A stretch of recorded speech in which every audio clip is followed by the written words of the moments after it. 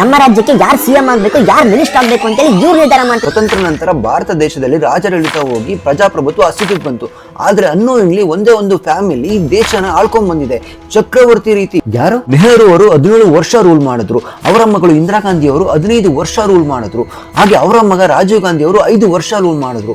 Direct ಆಗಿ ಇವರು 37 ವರ್ಷ ಒಂದೇ ಫ್ಯಾಮಿಲಿಯಿಂದ ದೇಶನ ಆಳ್ಕೊಂಡ್ ಬಂದಿದ್ದಾರೆ. ಇಂಡೈರೆಕ್ಟ್ ಆಗಿ ತಗೊಂಡ್ರೆ ಕಾಂಗ್ರೆಸ್ 54 ವರ್ಷ ದೇಶ ಆಳಿದೆ. ಕಾಂಗ್ರೆಸ್ ಇರೋದು ಇವರ ಕಂಟ್ರೋಲ್ ಅಲ್ಲೇ. ಇದು ಪ್ರಜಾಪ್ರಭುತ್ವ ಹೇಗಾಗುತ್ತೆ? ಇಂಡೈರೆಕ್ಟ್ ಆಗಿ ಅಂತ ರಾಜರ ಆಳ್ವಿಕೆನೇ ಆಗೋಯ್ತಲ್ಲ. ವ್ಯಕ್ತಿ ಪೂಜೆ, ಫ್ಯಾಮಿಲಿ ಪೂಜೆ ಯಾವಾಗ ನಿಲ್ಲುತ್ತೋ ಅವಾಗ ಆಕ್ಚುಲ್ ಪ್ರಜಾಪ್ರಭುತ್ವ ಆಚೆ ಬರೋದು. ಇವಾಗೆಲ್ಲ ಸರಿ ಹೋಗಿದೆಯಲ್ಲ. ಒಬ್ಬ ವ್ಯಕ್ತಿ ತನ್ನ ನಾಯಕತ್ವದಲ್ಲಿ 95 ಸೋಲುಗಳನ್ನ ನೋಡಿದ್ದಾರೆ. ಇನ್ನು ಅವರೇ ಕೇಪಬಲ್ ಅಂತೇಳಿ ಅವ್ರಿಗೆ ಸಪೋರ್ಟ್ ಮಾಡ್ತಿದ್ದಾರೆ.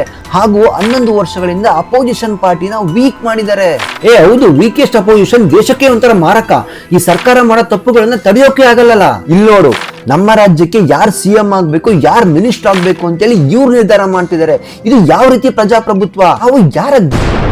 ನಾನ್ ಕಾಂಗ್ರೆಸ್ ಅಲ್ಲ, ನಾನ್ ಬಿಜೆಪಿ ಅಲ್ಲ. ನಿಮ್ಮ ಆತ್ಮಸಾಕ್ಷಿ ಕೇಳ್ಕೊಳ್ಳಿ, ಇದೆಲ್ಲ ಸರಿ ಇದೆಯಾ?